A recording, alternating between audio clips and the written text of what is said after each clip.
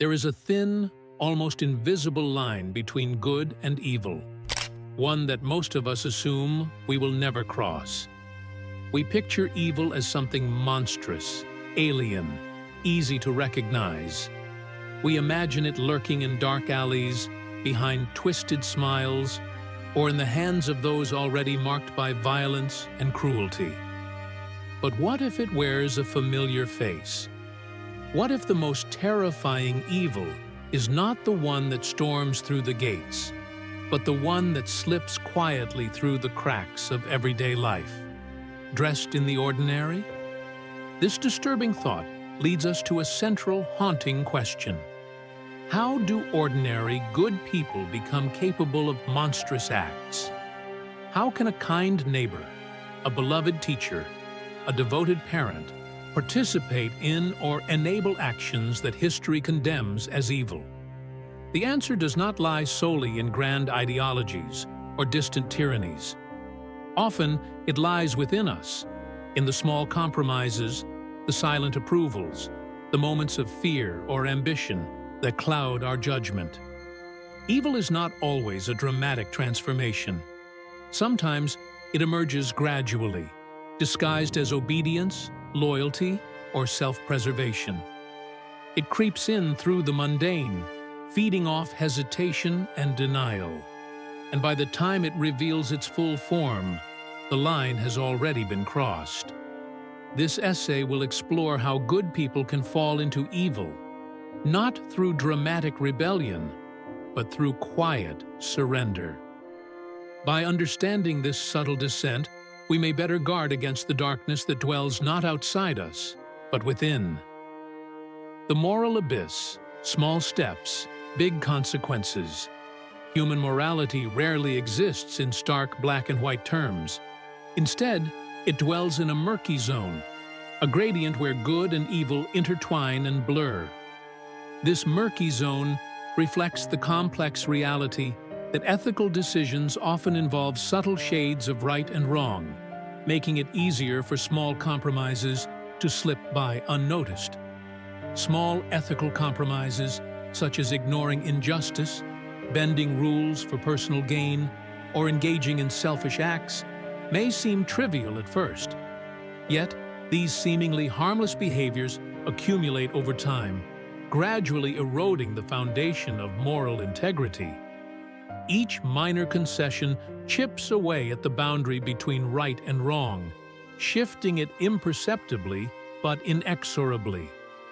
One of the most dangerous aspects of this process is the human tendency to rationalize these small acts. Thoughts like, "Everyone does it," "It doesn't really matter," or "This is just a small exception," create mental loopholes that justify and normalize questionable behavior. This rationalization dulls the conscience and weakens the resolve to stand firm on ethical principles. As these small deviations become routine, they silently expand the limits of acceptable behavior. What was once unthinkable slowly becomes tolerated, and eventually, even embraced. This slippery slope effect means that moral failure often grows, not from sudden dramatic transgressions, but from countless minor lapses that, together, lead to a profound ethical collapse. Understanding the danger of these small steps is crucial. The moral abyss is not a sudden drop, but a slow descent, where everyday decisions and seemingly insignificant acts accumulate into a wide chasm. Recognizing the power of these subtle shifts can inspire vigilance and courage to uphold integrity before it's too late. The Lucifer Effect. Ordinary people, extraordinary evil. Philip Zimbardo's concept of the Lucifer Effect explores a disturbing but important truth. Evil is not confined to monstrous individuals, but can emerge from ordinary people when placed in certain environments. Rather than seeing evil as the product of inherently bad people, Zimbardo argues that all humans possess the potential for destructive behavior, which can be unleashed by the right or wrong situational forces. This challenges the common notion that evil acts are committed only by villains or psychopaths. Instead, Zimbardo's research shows that situational factors, such as social pressure, authority demands, group dynamics, and dehumanizing contexts, can overwhelm personal morality and unleash cruelty. Environments can shape behavior profoundly, pushing ordinary people to act in ways they might never have imagined. A powerful real-world example of this is the notorious Abu Ghraib prison scandal during the Iraq War. American soldier Ivan Frederick, among others, participated in the abuse and torture of detainees. Under extreme authority pressure, intense stress, and a dehumanizing system that reduced prisoners to objects rather than people, Frederick transformed from an ordinary individual into a perpetrator of horrific acts. His case exemplifies how systems and social roles can distort behavior, encouraging conformity to harmful norms and suppressing empathy and moral judgment.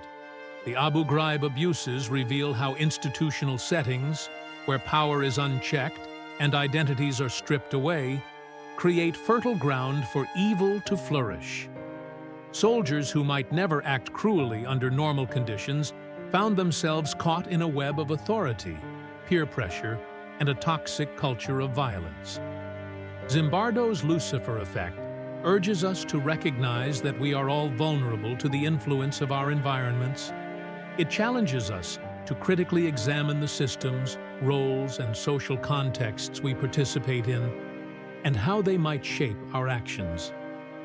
Understanding this vulnerability is not meant to excuse wrongdoing, but to empower vigilance and responsibility, helping prevent ordinary people from becoming agents of extraordinary evil. Obedience and authority. When following orders becomes dangerous. Authority holds a profound influence over human behavior, often guiding individuals to act in ways they might not on their own. This power is deeply rooted in social structures, where obedience to authority is seen as necessary for order and cohesion. However, when obedience overrides personal ethics, it can lead to harmful or even catastrophic consequences. A seminal study that highlights this phenomenon is Stanley Milgram's obedience experiment conducted in the 1960s. Volunteers were instructed to administer increasingly severe electric shocks to a learner, an actor, whenever they answered questions incorrectly. Despite the learner's simulated distress, many participants continued delivering shocks simply because an authority figure, the experimenter, told them to. This striking demonstration revealed that ordinary people are capable of inflicting pain on others under authoritative command, even when it conflicts with their moral judgment. This experiment shows how authority can make people abandon their personal ethics. When an authoritative figure assumes responsibility, individuals tend to relinquish their own moral agency. This shift is often accompanied by a psychological distancing known as the agentic state, where people see themselves as mere instruments carrying out another's orders rather than as autonomous moral agents. Consequently, they feel less accountable for their actions, believing the authority bears the blame. Historically, the destructive power of obedience is starkly evident in numerous tragedies. During World War II, Nazi soldiers committed war crimes under orders, often citing obedience as their justification. Similarly, the Jonestown Massacre in 1978 showcased how followers obeyed cult leader Jim Jones's commands to commit mass suicide. These cases underscore how blind obedience can facilitate atrocities, especially when critical thinking and moral questioning are suppressed. Therefore, it is crucial to cultivate critical thinking and encourage individuals to question orders, particularly when those orders clash with ethical principles. Respect for authority should not mean unquestioning compliance. By fostering awareness of the psychological mechanisms behind obedience, society can better safeguard against abuses of power and promote responsible, ethical behavior even in hierarchical structures. De-individuation and anonymity. Losing yourself in the crowd. De-individuation refers to a psychological state where an individual loses self-awareness and a sense of personal responsibility, often leading to behavior that is uncharacteristic or morally disengaged. This typically occurs in group settings or when a person feels anonymous, causing their usual internal moral compass to weaken or disappear. The loss of individual identity in such situations can result in actions driven more by group dynamics than personal values. A classic example illustrating de-individuation is Philip Zimbardo's abandoned car experiment. In this study, Zimbardo left an unprotected car in two very different neighborhoods, one affluent and the other impoverished. In the wealthy neighborhood, the car remained untouched for several days, whereas in the poorer area, it was quickly vandalized and stripped for parts.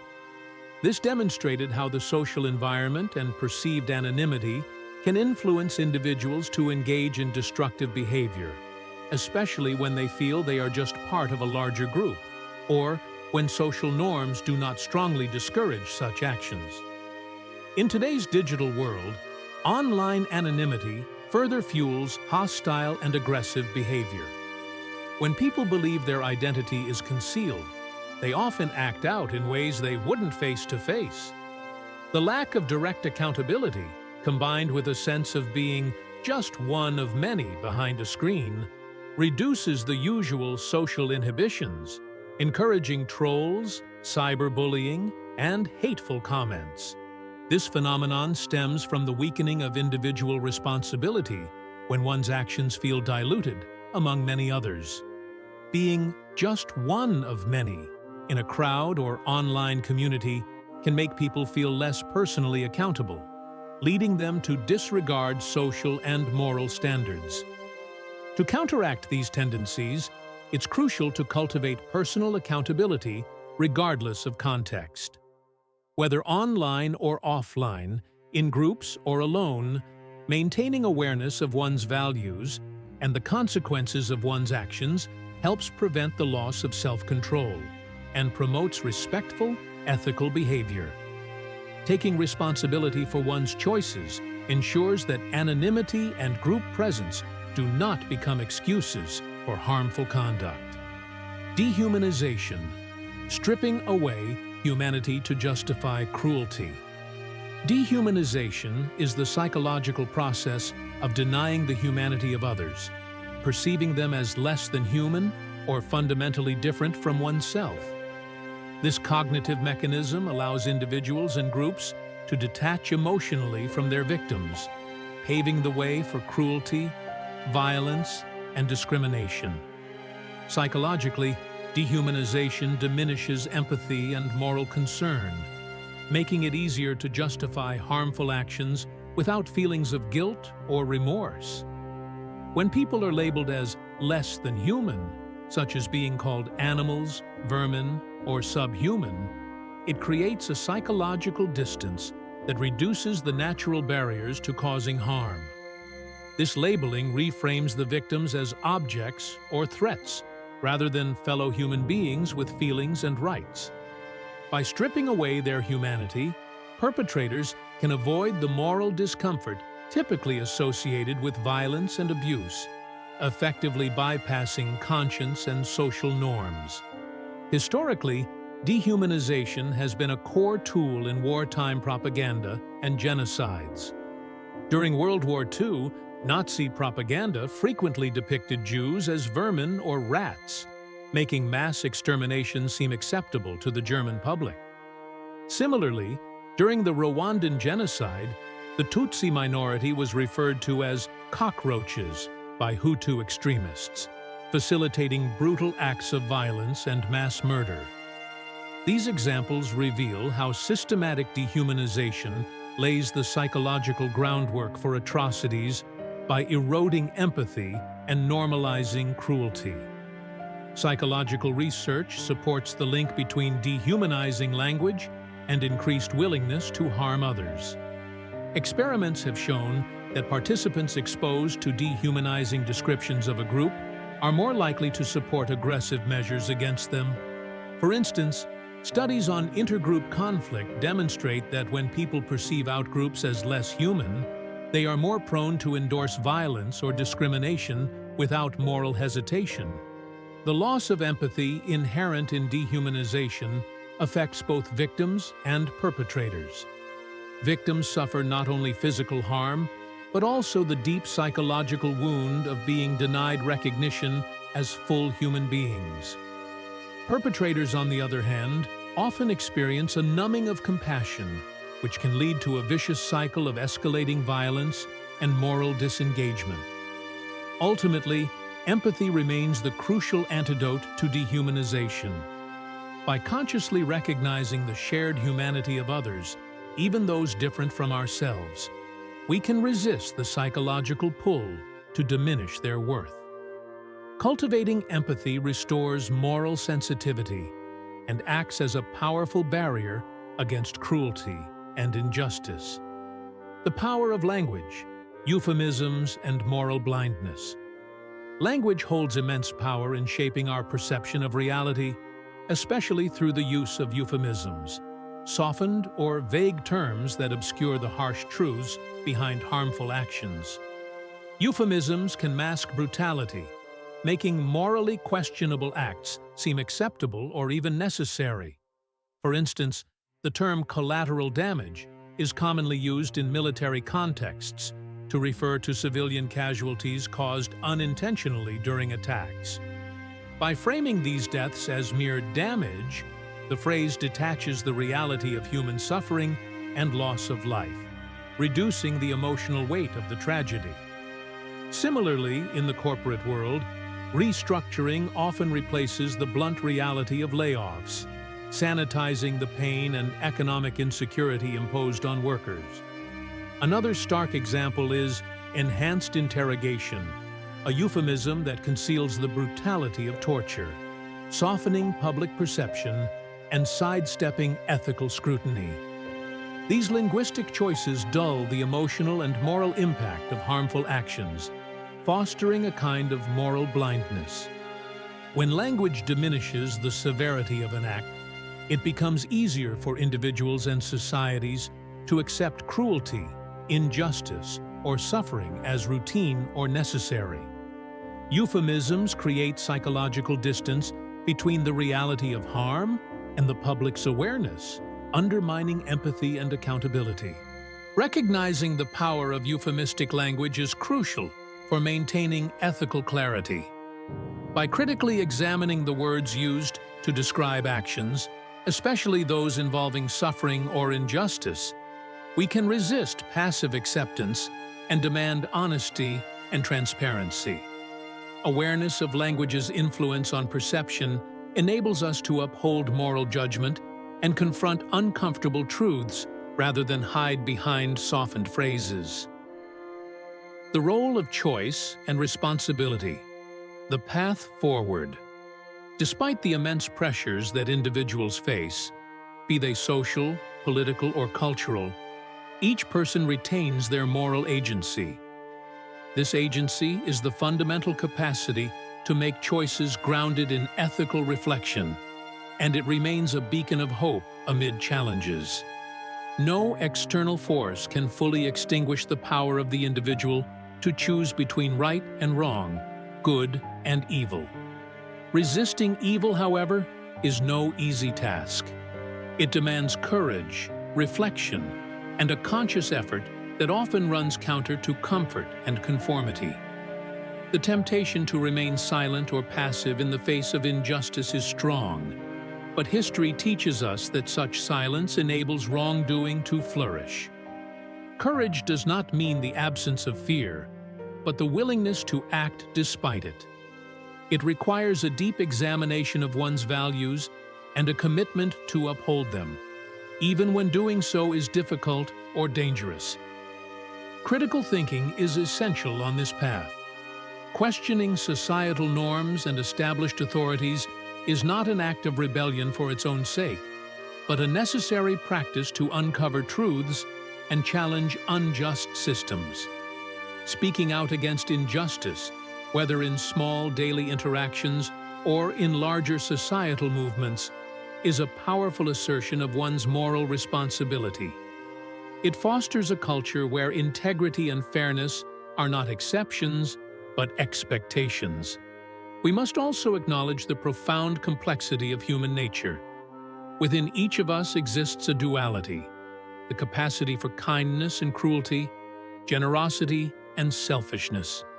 This coexistence is not a flaw, but a reflection of our humanity. Recognizing this complexity allows us to approach others with empathy and understanding, even as we hold firm to ethical principles. Ultimately, choosing empathy and integrity is a daily battle, but it is this very struggle that defines our humanity. It is in these choices, often quiet and unseen, that the future is shaped. Let us move forward with hope and determination, knowing that each act of moral courage contributes to a more just and compassionate world. Evil often does not erupt suddenly, but emerges gradually through small, seemingly insignificant steps. Actions that may appear harmless at first, but collectively lead to harm. Situations of pressure, the influence of authority, the cloak of anonymity, and the manipulation of language all create environments where moral boundaries can blur and ethical lapses multiply. These factors demonstrate how easily individuals can be swept into wrongdoing, sometimes without fully realizing it. Yet, within this understanding lies a profound truth. Each person wields immense power and responsibility in shaping their moral path. Awareness of these subtle forces allows individuals to resist slipping into harmful behaviors, reinforcing their commitment to good. Even when circumstances become darkest, the choice to uphold integrity and compassion remains firmly in one's hands. Ultimately, good people are not defined by the absence of temptation, but by their conscious decisions to act with courage and kindness. In every moment, even amid the shadows, the light of personal conviction can prevail, reminding us that goodness is both a choice and a strength that sustains humanity.